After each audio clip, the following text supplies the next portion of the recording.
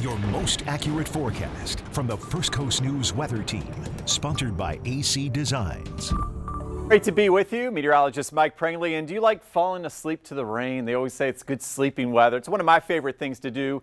But tonight we're not going to sleep on it. It does look like nature could include some wake-up calls for us, and not the friendly kinds. Some of those ones where the dogs come running, and yeah, so make sure the dogs have the thunder coats. One of those nights where you look at the clock and you say, oh my goodness, what's happening? So yeah, we're talking about the middle of the night type of thunderous wake-up call for some of us, especially south of I-10. So we'll keep an eye on it for you. As far as the severity of the storms, I'm not expecting a watch box like we saw the other night. Okay, so that's the good news, but still can't rule out an isolated strong storm with some gusty winds of 40 to 50 miles per hour. And for those traveling tonight, we need to pay attention. All right, so here we're talking about the rude wake-up calls, but by the time you get to Interstate 4, if you're heading to Tampa, to Orlando, a little more serious. That area could see some of the more widespread thunderstorms. So I put the severe thunderstorm bullseye towards central Florida tonight. Let's put it together meteorologically. We've got the rain right now, right? Duval, Clay, St. Johns, Putnam County, up into Glenn, Camden County for our friends up in Georgia.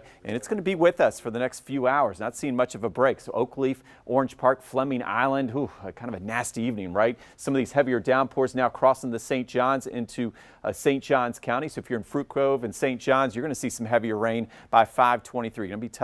Going to be tough to try to walk those dogs. And then we're watching the lightning. Here's the second part of the system. This is what I'm going to really focus on as we head into later this evening. Right now, most of the models indicate most of the instability would be farther south again, but right on the fringes, and that's why we'll have our First Coast News apps all enabled.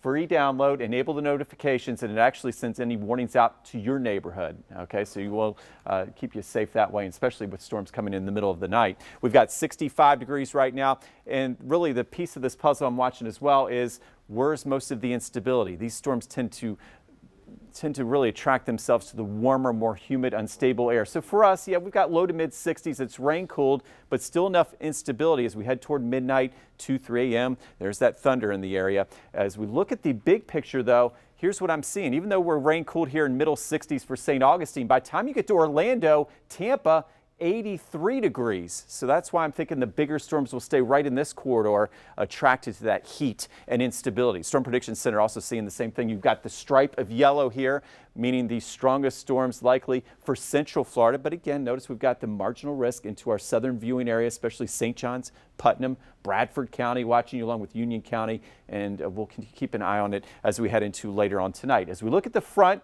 this warm front will be the focus for some of the stronger storms. Notice as we head toward 1 a.m., central Florida lighting up. Here at home, there's our rumbler, maybe a rumble of a thunder here heading toward Duval and the beaches. So that's why we'll be here for you in case. 7-day forecast. Oh yes, it's going to get better. One more round of rain tomorrow by lunch. Out of here by tomorrow evening, and then get ready for 80s and some beautiful, pleasant, sunny weather. And that would be for St. Patrick's Day, Friday, Saturday, even into Sunday. We'll talk more about the weekend coming up.